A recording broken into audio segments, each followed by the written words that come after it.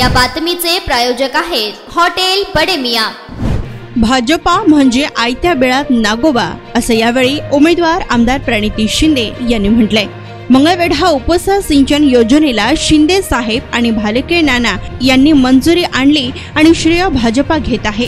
आडम मास्तर यांनी घरे बांधली, त्याला मंजुरी काँग्रेसच्या काळात मिळाली आणि म्हणतात मोदी यांनी घरे बांधली। आई वडिलांनी मला चांगले संस्कार दिले। मी राजकारणात टक्केवारीसाठी आलेली नाहीये, तशी माझी संस्कृती नाही। मी ईडीला घाबरत नाही, ईडीला घाबरणारे यांच्याकडे गेलेले आहेत। सत्ता असूनही 3 उमेदवार बदलावे लागतात, तर बीजेपी मध्ये फक्त फडणवीस आहेत। आता तर फोडाफोडीमुळे नाव बदलून फडणवीस असे ठेवावे लागेल। मनोज जरांगे यांचे आभार की त्यांनी माझ्या विरोधात उमेदवार दिलेले नाहीत, असं यावेळी आमदार प्रणिती शिंदे यांनी म्हटले।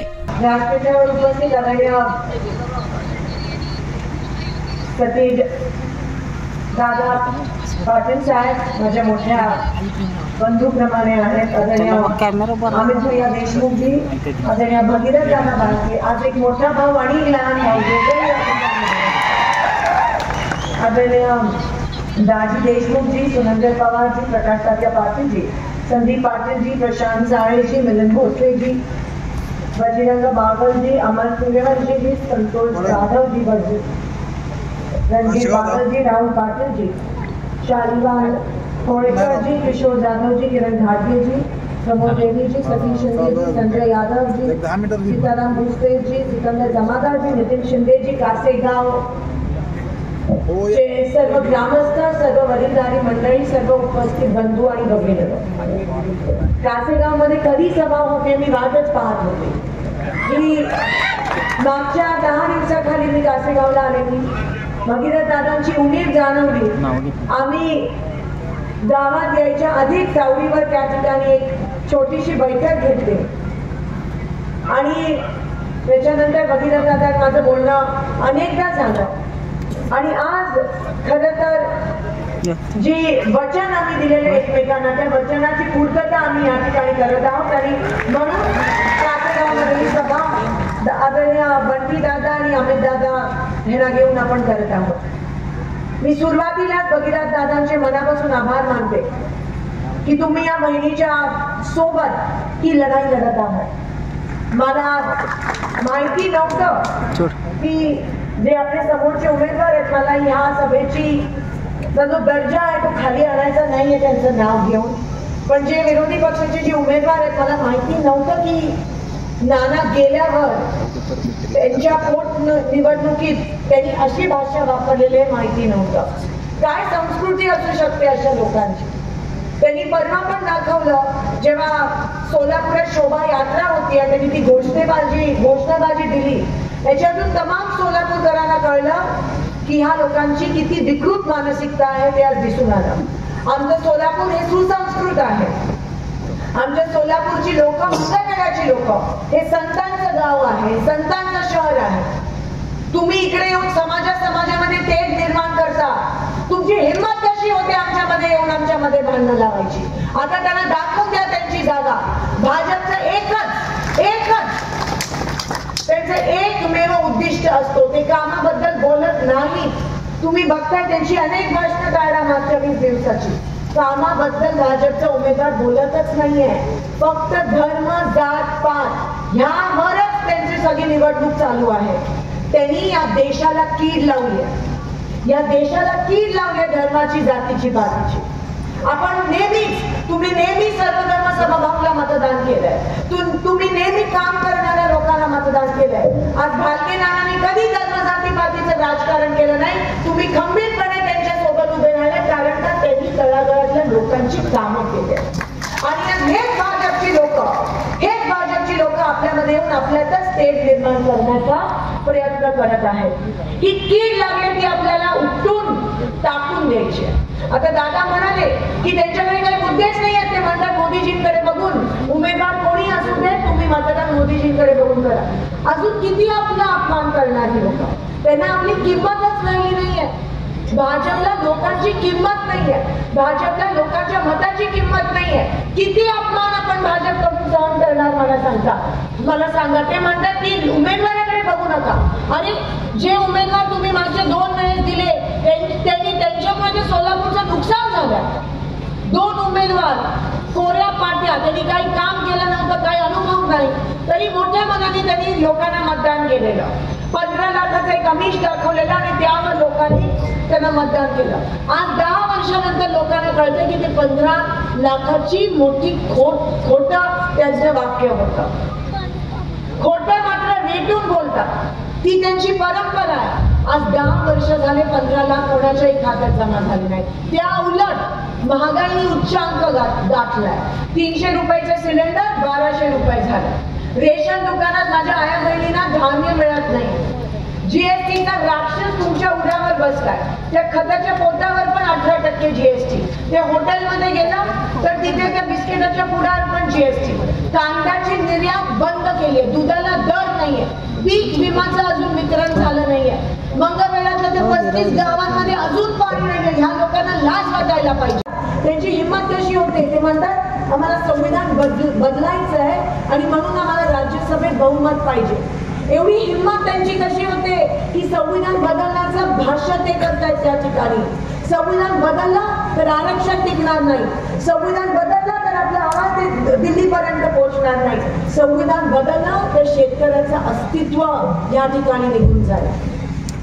आणि म्हणून ही गरज आहे की आपण सगळ्यांनी एकत्र होणं आणि लोकशाही वाचवण्यासाठी, संविधान वाचवण्यासाठी हा लढा आहे. एक वेळेस या लढाईमध्ये माझी साथ द्या आणि पुढची सगळी लढाई मी सक्षमपणे तुमच्यासाठी एकटी लढायला तयार आहे.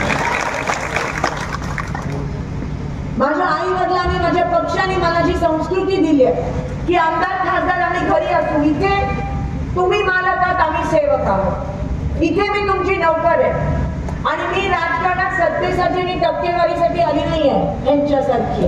म्हणून माझ्यापासून तुम्हाला काही त्रास नाही आणि मी इडीमिडीला घाबरत पण नाही. मी बोलते आणि आम्ही नाही बोलत तर कोण बोलेल?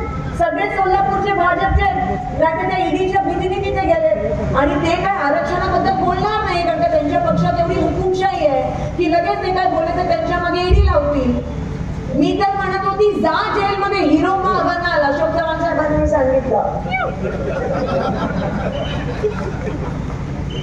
पण जाऊ दे, त्यांचे काही वेगळं कारण होतं. पण हे अशा पद्धतीत, आणि मी तुम्हाला सांगते हो, हे 400 पार वगैरे काही नाही.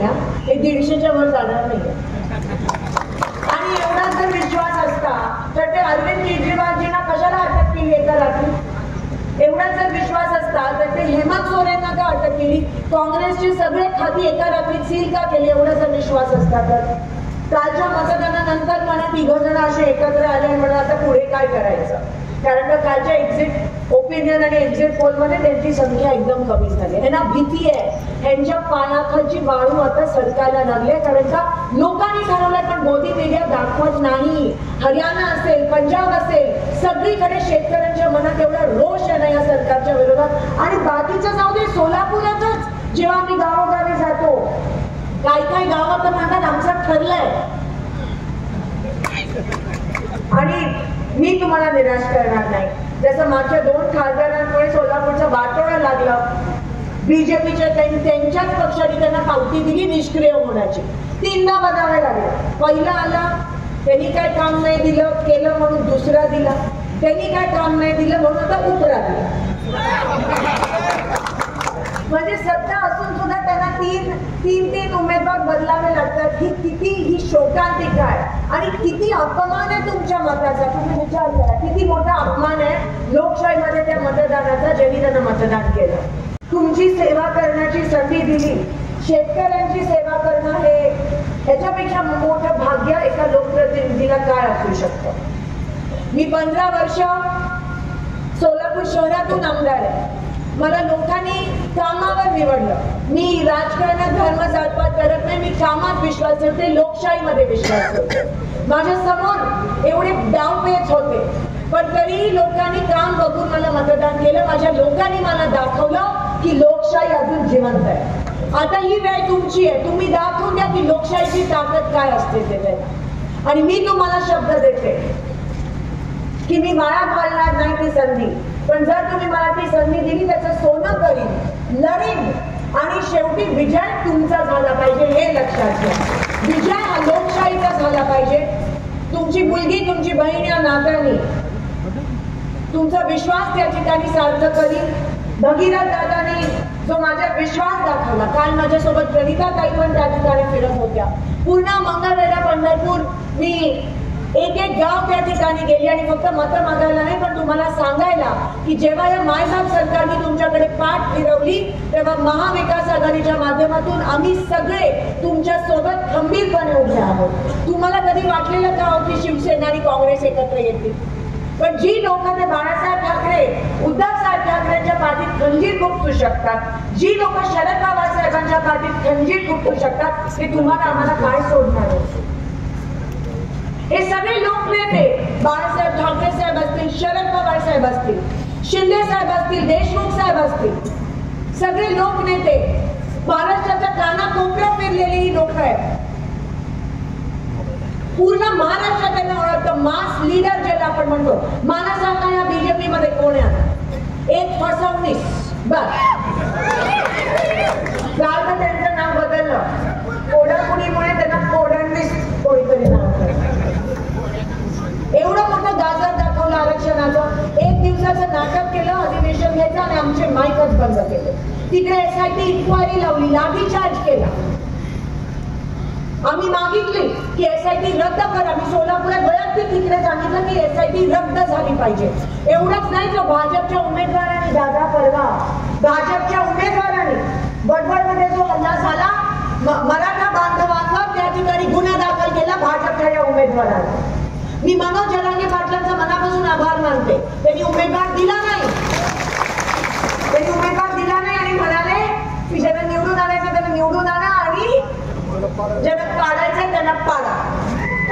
मला पण विचारलेलं SPनी, नंतर माझ्यावर पण सरकोलीमध्ये काही झालेलं.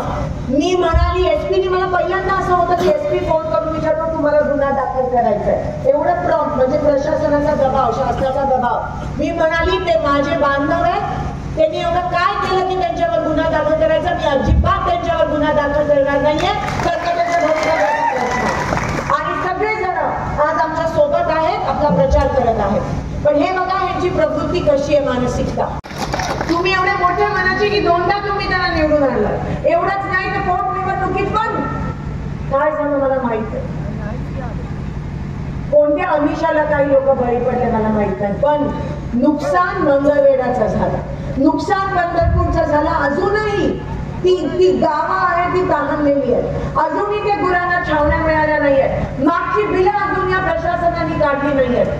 परवा विधानसभेमध्ये मी जेव्हा तो आवाज उचलला मंगळवेढाच्या 35 गावांबद्दल, तेव्हा भालके नाना आणि शिंदे साहेबांनी जी उपसा सिंचन योजनेला मंजुरी दिलेली ती कुठेतरी मार्गावर लागली. हे विरोधी पक्षाचं दबाव तंत्र म्हणून. पण लगेच हे श्रेय या लोकांनी घेतलं. आयत्या वेळात नागोबा यांचं ही क्लासिक यांची पद्धतच आहे. ते आदम मास्टर साहेबांनी घरं आणली 30,000, ते पण म्हणतात मोदींनी केली. अरे ती मनमोहन सिंग आणि सोनिया गांधीजींच्या आशीर्वादाने सोलापुरात आणलेली. त्यांनी काही कामं केली नाही आहेत. एक साधा रस्ता, मला सांगा, सत्ता त्यांची, पंतप्रधान त्यांचे, खासदार त्यांचे, एकदा तरी आरक्षणाबद्दल लोकसभेत बोललेत का? एकदा तरी शेतकऱ्यांबद्दल बोललेत का? एकदा तरी महागाईबद्दल बोललेत का? नाही. तुमचा वापर केला, मतं घेतली, सत्तेची फक्त मजा केली या लोकांनी आणि वाटोळा सोलापूरचं झालं. ज्या अन्नदाता शेतकऱ्याच्या पोटावर जे सरकार, मायबाप सरकार आपण म्हणतो, त्याच सरकारने तुमच्या पोटावर पाय दिला. त्याच्यापेक्षा मोठा पाप लोकशाहीत असू शकतो का? मला सांगा. ती हाय मिळेल ना, तुमची हाय मिळेल. आज सगळ्या गावामध्ये सगळ्या लोकांनी ठरवलं आणि भगीरथ दादांनी पण ते ऐकलं की लोक म्हणतात आम्ही पुढाऱ्यांचं, नेत्यांचं ऐकणार नाही. ही निवडणूक आता लोकांनी ताब्यात घेतली आहे. आपण कोणीही स्वातंत्र्याच्या संग्रामाच्या वेळेस त्या चळवळीत आपण सहभागी नाही होऊ शकलो, पण ही आपली परीक्षा आहे. आता ही निवडणूक राहिली नाही आहे. ही चळवळ आहे, ही लोकांमधली चळवळ आहे, हुकुमशाहीच्या विरोधातली ही चळवळ आहे. आणि म्हणून ही निवडणूक माझी नसून ही लढाई आपल्या सगळ्यांची लढाई आहे. ही आरक्षण मिळण्याची लढाई आहे, ही लोकशाही वाचवण्याची लढाई आहे, ही शेतकऱ्यांना न्याय मिळण्याची लढाई आहे, ही महिलांना सन्मान मिळण्याची लढाई आहे, ही मंगळवेढाच्या दुष्काळग्रस्त गावांना पाणी मिळण्याची लढाई आहे. कासेगावचं भाजपला गेलं तर आपण समजायला पाहिजे की ते मत आरक्षणाच्या विरोधातलं मतदान. जर एक पण मत भाजपला गेलं तर आपण समजायला पाहिजे की ते शेतकऱ्यांच्या विरोधातलं मतदान आहे. जर एक पण मत भाजपला गेलं तर आपण समजायला पाहिजे की मंगळवेढ्याचा पाणी प्रश्न जो आहे तो नाही सुटला पाहिजे म्हणून ते मत भाजपला गेलं. म्हणून मी तुम्हाला विनंती करते की सतर्क राहा. रात्र वैराची आहे, गाफील राहू नका. 15 दिवस राहिले.